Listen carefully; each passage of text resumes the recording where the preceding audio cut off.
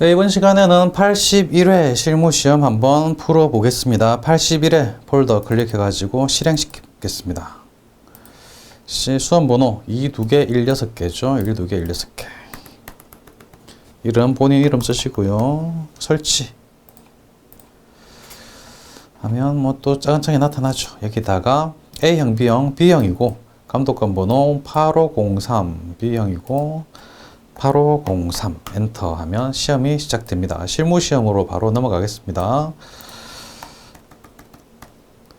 실무시험 1번은 언제나 그렇듯이 사업자 등록증, 회사 등록 클릭해서 비교해서 잘못 입력된 게 있는지 한번 보는데요. 한라상사 맞고요. 역시 이게 빨간색으로 되어 있으니까 여기 사업자 등록번호 빨간색이죠. 그러면 사업자 등록번호가 틀렸겠구나 라고 예상할 수 있습니다. 등록번호 120 120 12 42888 120 12 42885 틀렸네요. 역시 사업자 등록번호 하나 수정해 줘야 되고요. 그 다음에 대표자면 심윤복 맞고요. 그 다음에 개업 연월일 2017년 4월 5일 개업 연월일 틀렸네요. 이것도 수정해 줘야 될 것이고 두 개 찾았고요. 다음에 사업장 소재지 주소 경기도 수원시 영통구 신원로 85 신동 맞습니다. 잘 돼 있고요. 업태 도소매 업태 틀렸네요. 이것도 수정해 줘야 되겠고 다음에 종목은 원단 종목도 틀렸습니다. 이런 경우가 많지는 않은데 어쨌든 틀린 거는 다 수정을 해줘야 되겠죠. 그래서 여기까지 다 수정해 주고요. 보통은 3개인데 끝까지 확인하라는 이유가 여기 있습니다. 가끔 이런 경우가 이렇게 더 있는 경우가 있습니다. 다음에 마지막으로 동수원 세무서 관할 동수원 세무서 맞죠. 그래서 업태와 종목까지 다 그래서 전부 총 4개를 수정하는 겁니다. 이번에는 사업자 등록증 등록번호 수정하겠습니다. 120 다시 한번 120 12 42888 42888 오케이 됐고 다음에 업태 도소매 종목은 원단이고 다음에 개업 연월일 2017년 4월 5일 2017년 040 이렇게 하면 되는 거죠. 넘어갑니다.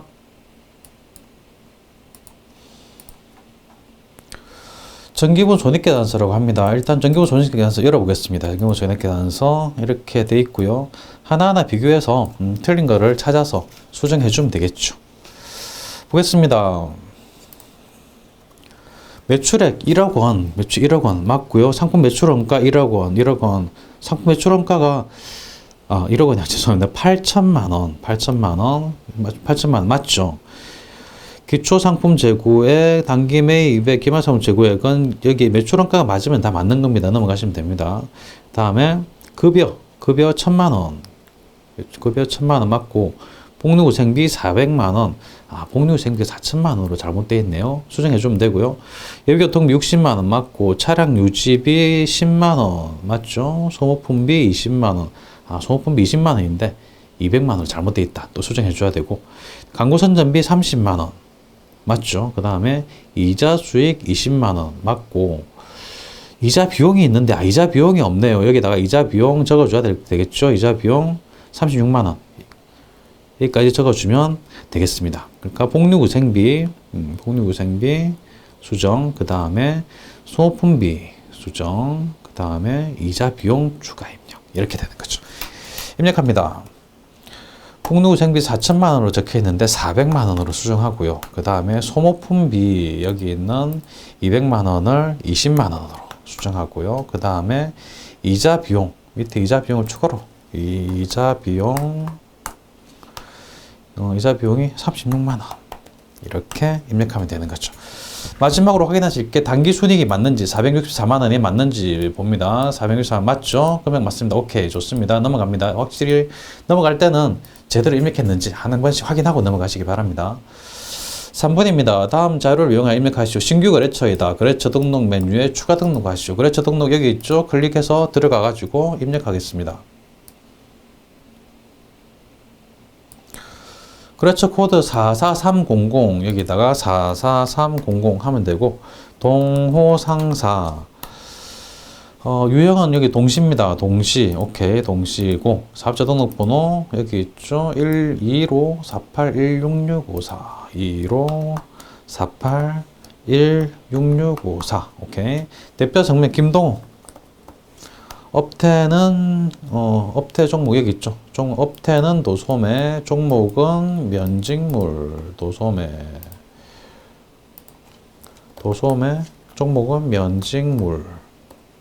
오케이. 주소 그대로 입력하면 되죠. 경기도 수원시 8달구 효원로 73번 길 11 하면 다 돼 있죠.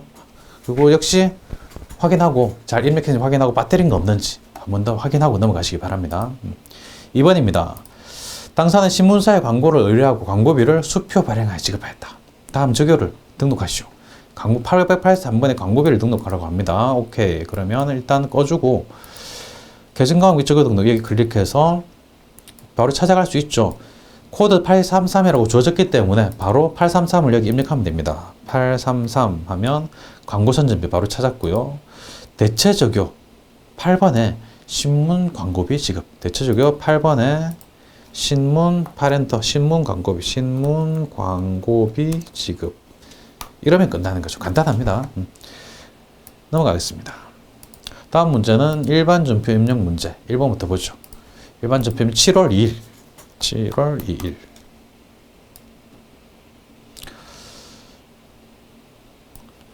(2년) 후에 상환할 목적으로 국민은행에서 5천만 원을 차입하여 보통예금에 입금했다. 그렇다면 차변에 보통예금이 되겠네요. 그리고 대변에는 장기차입금이죠. 1년 넘어가니까 장기차입금. 차변에 보통예금 103 5천만 원, 대변에는 장기차입금. 그렇죠? 국빈은행입니다. 국민은행으로 잘못 보고 입력한 분들 꽤 있어요. 국빈은행입니다. 국빈은행 5천만 원 되고요. 7월 9일 상품 500만 원을 삼국산업의 외상으로 판매하고 그러면 외상 매출이 되겠죠. 운송비 5만 원은 현금으로 지급할 때 하나의 거래를 입력할 것이란 말이 그냥 신경 안 쓰셔도 되는데요. 그래도 설명드리면 이 전표 번호를 같은 걸로 맞추라는 이야기입니다. 저절로 맞춰져요. 7월 9일 보겠습니다. 외상으로 판매했으니까 차변의 외상 매출금 108번. 차변의 108번. 외상 매출금 거래처는 한국산업. 차변에 그럼 500만 원입니다. 500만 원. 또 차변에 운반비죠. 매출할 때 운반비는 운반비로 따라 쓴다는 거. 운반비 800번대 운반비. 화살표에서 금액은 5만 원. 대변에는 상품 매출. 금액은 500만 원. 또 대변에 이거는 현금으로 지급했으니까 101번 현금. 이렇게 5만 원. 이렇게 되면 이 번호가 1번으로 다 맞춰져 있어요. 이 말입니다. 그러니까 하나의 거래로 입력할 거 이란 말이 나오면 전표 번호가 맞는지 확인하시고, 만약에 전표 번호가 달라져 있다, 틀렸다, 2번에 안 들어가 있다, 그렇다면 여기 번호 수정 클릭해서 전표 번호를 수정할 수 있습니다. 다 수정하고 난 다음에 또 이렇게 하면 되는 거고요. 오케이. 전표 번호 맞추는데 번호 수정 클릭하면 된다. 이것만 하시면 되세요. 넘어갑니다. 3번 8월 10일이네요. 8월 10일. 보겠습니다. 관리부 소속 건물의 외벽에 비난시설 설치. 비난시설 설치하면 설치비 1,000만 원을 국민은행 보통예금으로 지급하고, 그럼 대변의 보통예금 1,000만 원이고요. 외벽 도장공사비 200만 원 현금으로 지급. 그럼 대변에 또 현금 200만 원이고, 단 비난 설치는 자본직 지출이라면 해당 자산의 금액으로 포함시킨다. 해당 자산은 여기서는 건물이죠. 그래서 차변에 건물 1,000만 원 적는 거고요. 도장공사의 수익직 지출이라는 거는 그냥 수선비구나. 수선비 200만 원. 차변에 건물 1,000만 원, 수선비 200만 원. 대변에는 보통예금 1,000만 원, 현금 200만 원 이렇게 적으면 되죠. 8월 10일 차변 건물 1,000만 원. 또 차변에 수선비 관리부니까 800번대가 될 것이고요. 200만 원. 이제 대변에 보통예금 103이죠. 103. 대변에 103 보통예금 1000만 원. 또 대변에 현금으로 지급한 거 101 현금 200만 원 이렇게 입력하면 됩니다. 넘어가겠습니다. 8월 31일 역시 큰 서식이 하나 나오는데 서식이 나오면 쉽다 라고 생각하시면 되죠. 8월 31일로 들어가 보겠습니다. 8월 31일 한라상사는 소유한 창고를 주동윤전자에 임대하는 임대차 계약을 아래와 같이 체결하여 임대보증금의 10%를 계약일에 주동윤전자가 발행한 당좌수표로 받고 현금으로 받았다는 이야기예요. 타임 발행 수표니까 받고 잔금은 임대를 개시한 해 다음해 10월 1일에 받기로 하였다라고 되어 있습니다. 그렇다면 지금 날짜가 8월 31일이에요. 8월 31일 보니까 잔금은 2억 7천만 원, 계약금은 3천만 원입니다. 3천만 원이고 이게 임대차 계약을 체결해 가지고 10%를 그러니까 3억 원에 10% 3천만 원이죠. 그걸 계약일에 동윤전자가 발행한 당좌수표로 받고 당연표 그러니까 현금으로 받았다는 이야기. 그렇다면 지금 잔금 받는 날짜인가요? 아니면 계약금 받는 날짜인가요? 그걸 잘 파악해야 되겠죠. 잔금은 2019년 1월 1일에 지불한 거 되어 있습니다. 오늘 아니죠. 오늘은 8월 31일입니다. 그러니까 오늘은 잔금이 아니라 계약금 3천만 원을 받는 날이라는 거죠. 3천만 원 당좌수표 현금 차변에 현금 3천만 원 대변에 선수금 3천만 원 이렇게 해야 되겠죠. 그래서 거래처 입력해 주고요. 차변에 현금 101 3천만 원 대변에는 선수금 거래처 동윤전자 3천만 원 이렇게 입력하면 되겠죠. 붕괴는 간단합니다만은 서식을 처음 보실 때는 파악하는데 시간이 좀 걸립니다. 근데 붕괴 자체는 간단해요. 근데 자주 보셔서 어떻게 파악하는지 습관을 가지시면 쉽게 풀 수 있습니다. 5번으로 넘어가겠습니다. 10월 10일 한미상사의 외상으로 매출한 상품 중 불량품 50만 원이 반품되오다. 반품액은 외상 매출금과 상계하기로 하였다. 외상 매출금 원래 차변에 있었으니까 상계하기 위해서는 대변에 가서 50만 원이 없애주고 외상 매출금이니까 거래처 입력해주고요. 이거는 반품된 거죠. 환입입니다. 매출 환입 및 애누리로 입력하는 거죠. 차변에 환입 하면 매출 환입 및 애누리인데 지금 상품에 대한 거니까 매출 환입 및 애누리 상품 매출 이거 맞죠? 상품 매출에 대해서 적는 거니까 50만 원 적어주고요. 50만 원. 대변에는 외상 매출금 108번 거래처 입력해야 되겠죠? 거래처가 한미상사 이렇게 하면 되는 거죠. 그 다음에 6번입니다. 11월 5일 매출처의 체육행사에 협찬으로 제공하기 위해 스마트폰을 120만 원에 구입하고 회사 BC카드로 결제하다. 일단 가장 쉬운 것부터 대변에 미지급금이죠. 카드 결제했으니까 미지급금이고 거래처는 BC카드로 입력해주고요. 거래처에 주는 거기 때문에 접대비에 해당이 됩니다. 차변에 접대비 800번 되죠. 금액은 120만 원 대변에는 미지급금 거래처, 거래처 체육행사, 거래처 이름이 적혀 있지 않아요. 그러니까 미지급금, 거래처 이름 안 적는데 카드사를 적어야 되겠죠. 그래 카드사, BC카드, BC. 거래처 이름이 적혀 있다고 해서 거래처 이름을 적는 건 아니죠. 카드사를 적는 거죠. 그래서 미지급금에 대한 거래처는 BC카드. 넘어갑니다. 11월 15일. 영업부 사무실 냉장고가 고장이 나서 이를 수리하고 수리비를 현금으로 그럼 대변에 현금이 될 것이고 수리비는 6만 5천 원입니다. 수리비는 수선비죠. 차변에 수선비 대변에 현금 이렇게 간단하게 적으면 되죠. 그래서 차변에 수선비 입력하겠습니다. 차변에 수선비 영업 보니까 800번대 금액은 6만 5천 원 대변에는 현금 101 6만 5천 오케이.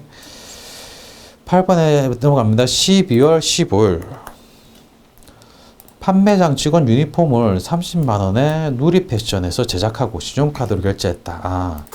신용카드 결제했으니까 일단 대변에 미지급금입니다. 그리고 국민카드 입력해줘야 되고, 차변에는 직원을 위한 거기 때문에 직원한테 준다? 복리후생비죠. 복리후생비. 그래서 차변에 복리후생비. 복리 811번입니다. 복리후생비. 금액은 30만원. 대변에는 미지급금. 그랬죠. 국민카드. 국민카드. 이렇게 하면 되죠. 넘어가겠습니다. 문제 5번. 문제 5번은 오류 수정하는 문제죠. 일단 9월 20일 들어가 보겠습니다. 9월 20일. 보니까 통신비로 출금입니다. 통신비 현금 30만 원을 지급했다는 거예요. 그 차변의 통신비, 대변의 현금 이렇게 되는 거죠. 그런데 문제를 보니까 현금 지출한 30만 원은 영업부서 통신비가 아니라 영업부 인쇄비인 것으로 판단. 계정감이 잘못됐어요. 통신비가 아니라 인쇄비. 도서 인쇄비로 입력하면 되겠죠. 여기서 도서 인쇄비로 들어가면 됩니다. 영업부니까 826번 판관비 이렇게만 하면 되는 거죠. 넘어갑니다. 그 다음에 11월 1일 11월 1일에는 보죠. 이 분계를 보니까 이렇습니다. 분계를 보니까 이렇습니다. 차변의 상품, 대변의 보통예금. 상품을 샀어요. 보통예금을 지급해서 상품을 샀다라고 기록이 되어 있는데요. 어떻게 틀렸는지 한번 보겠습니다. 수신상해로부터 상품을 매입하고 450만 원을 보통예금 지급했다. 해당 상품에 대한 회계처리 시 매입 계약에 따라 선지급했던 계약금 50만 선급금입니다. 선급금을 누락한 모양이에요. 이게 50만 원이라는 거죠. 그래서 일단 450만 원을 보통예금에서 지급한 거는 맞습니다. 그래서 이 분계 자체는 지급한 건 맞는데 상품 금액이 450만 원이 아니고 선급금 50만 원 포함된 500만 원이 돼야 된다는 거죠. 500만 원. 이렇게 되고 보통예금 지급한 거는 450만 원이 맞고 그리고 또 대변에 선급금이 와야 된다는 거예요. 선급금. 계약금 지급한 거 선급금 거래처 입력해야 되겠죠. 수진상회 50만 원. 이렇게 분계하라는 거죠. 6번 보겠습니다. 결산정리사항은 12월 31일. 1번 기말 외상 매입금 중에는 미국 나이스사의 외상 매입금 1억 2천만 원 미화 $10,000이 포함되어 있으며 결산일 환율에 의해 평가하고 있다. 결산일 현재 적용할 환율은 미화 달러당 1,100원이다. 그러면 기말 결산을 보니까 매화 $10,000고 달러당 1,100원이니까 $10,000 곱하기 1,100원 해보면 계산해보면 갚아야 될 외상 매입금 얼마인지 나옵니다. 10,000 곱하기 1,100원 하면 1,100만 원이에요. 1,100만 원. 갚아야 될 돈 1,100만 원입니다. 외상 매입금. 근데 원래는 1,200만 원이었다. 그럼 100만 원이 줄었네요. 100만 원 줄었으니까 외상 매입금이 줄었으니까 외화 환산 이익이 되는 거죠. 그래서 대변의 외화 환산 이익, 차변에는 외상 매입금이 감소된 걸로 적어줘야 되는 거죠. 그래서 차변의 외상 매입금, 차변의 외상 매입금 251번이죠. 거래처는 나이스. 금액은 100만 원. 100만 원 줄었으니까 100만 원. 1,000만 원이 아니고 100만 원. 대변에는 외화 환산 이익. 회사 알파에서 해가지고 100만 원 이렇게 입력하면 되는 거죠. 2번 보겠습니다. 결산액 현재 현금 실제액보다 현금 장부 잔액이 85,000원이 많은 것으로 확인되었으며 원인은 밝히지 않았다. 실제보다 장부가 더 많다. 실제가 더 적다는 이야기입니다. 그러니까 실제 더 적다. 85,000원이 없어요. 대변으로 나간 거죠. 그래서 대변의 현금, 차변에는 잡손실이죠. 현금 나갔으니까 잡손실. 현금 가부족 안 적습니다. 기말 결산 시에는 현금 가부족 대신에 잡이익 또는 잡손실 적는 거죠. 차변에 잡손실 금액은 85,000원. 대변에는 현금 101. 역시 한 줄로 출금으로 잡손실 해도 괜찮습니다. 3번 11월 1일 지급 시 전액 비용 처리한 보험료 지급 분중 단기 기간 미경가분이 20만 원. 지급할 때 차변의 보험료, 대변의 현금 이렇게 했을 겁니다. 근데 올해의 보험료가 아니라 내년 기속, 내년께 20만 원이 있더라. 그렇다면 보험료를 감소시켜줘야 되겠죠. 비용을 감소시키면 대변의 보험료, 차변에는 선급 비용. 차변의 선급 비용. 금액은 20만 원. 대변에는 보험료. 보험료인데 보험료까지 적어줘야 되겠네. 보험료인데 800번대 판관비. 오케이. 이렇게 20만 원 적어주면 되죠. 4번입니다. 기말 상품 재고액은 300만 원이다. 그러면 이거는 일반 전표 입력하는 것보다 편하게 결산자료 입력해서 1월부터 12월까지 하고 엔터하고 기말 상품 재고 여기 넣어주면 돼요. 300만 원. 엔터하고 나갈 때는 전표 추가 클릭하면 끝나는 거죠. 바쁘지 않다면 일반 전표 입력 들어가서 1월 12월 31일 들어가 가지고 이렇게 붕괴된 거 확인해 보시고요. 1억 6,123만 원 확인해 보시고요. 거의 틀리지 않습니다. 다 됐고 이제 조회해서 입력하는 문제 보겠습니다. 7번입니다. 6월 말 현재 외상 매출금이 가장 큰 거래처 명과 그 금액은 얼마인가? 모든 거래처 중부를 다 검색해야 되니까 외상 매출금 6월 말 기간 나와 있고 그러면 거래처 원장 들어가면 되겠죠. 거래처 원장 클릭 해서 6월 말 6월 30일부터 6월 30일까지 계정 과목은 외상 매출금 108번 거래처 엔터 하면 모든 거래처 다 검색이 되고 여기서 큰 거래처명 가장 큰 거 보니까 여기 있네요. 3,500만 원이 가장 크네요. 무한상사고 금액은 3,500만 원 이렇게 적어놓고 넘어가고요. 2번 보겠습니다. 5월의 보통예금 출금액은 얼마인가? 출금액을 물어봤어요. 보통예금이 감소하는 거 총계정원장을 검색하면 될 것 같아요. 월 나와 있고 보통예금이라는 계정 과목 나와 있고요. 총계정원장 들어가 보겠습니다.